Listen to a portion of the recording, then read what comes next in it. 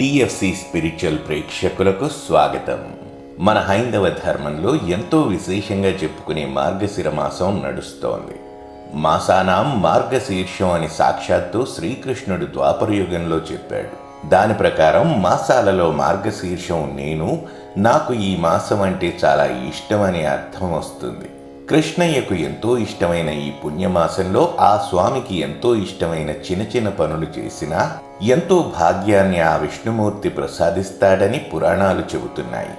అందులో మరీ ముఖ్యంగా ఆడవాళ్లు మార్గశిర మాసంలో ఈ 2 పనులు చేస్తే చాలు ఆ శ్రీ మహావిష్ణువు అఖండ ఐశ్వర్యాన్ని ప్రసాదిస్తాడని శాస్త్ర విదితం.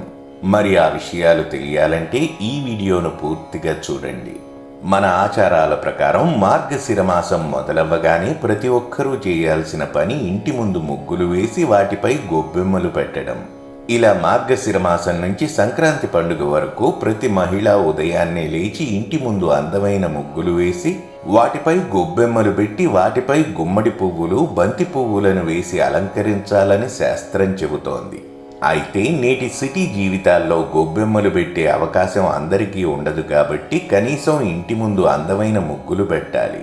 ఈ మార్గశిర మాసంలో ఏ ఇంటి ముందు అందమైన ముగ్గుంటుందో ఆ ఇంటిపై విష్ణుమూర్తి దృష్టి పడుతుంది. దాంతో ఆ ఇంట్లోకి లక్ష్మీదేవి అడుగుపెట్టాలని నిర్ణయించుకుంటుందని శాస్త్రాలు చెబుతున్నాయి. ఇక మార్గశిర మాసంలో కేవలం ఆడవాళ్లే కాకుండా ప్రతి ఒక్కరూ చేయాల్సిన మరో విషయం విష్ణుమూర్తి లేదా ఆయన అవతారాలలో ఏదో ఒక అవతారానికి తెల్లవారుజామునే పూజ. సూర్యోదయం కంటే ముందే ఇంట్లో స్వామివారికి పూజ మొదలుపెట్టి ఆ పూజలో వీలైతే ఆయనకు ఎంతో ఇష్టమైన 30 పాసురాలలో రోజుకో పాసురం చొప్పున ఆలపించాలి.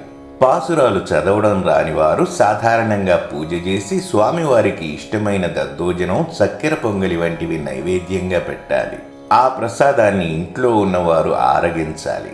పూజ చేసే అవకాశం లేనివారు వారానికి ఒక్కసారైనా దగ్గరలో ఉన్న విష్ణుమూర్తి లేదా ఆయన అవతారాలలో ఏదో ఒక అవతారం కొలువై ఉన్న కోవెలకు వెళ్ళాలి.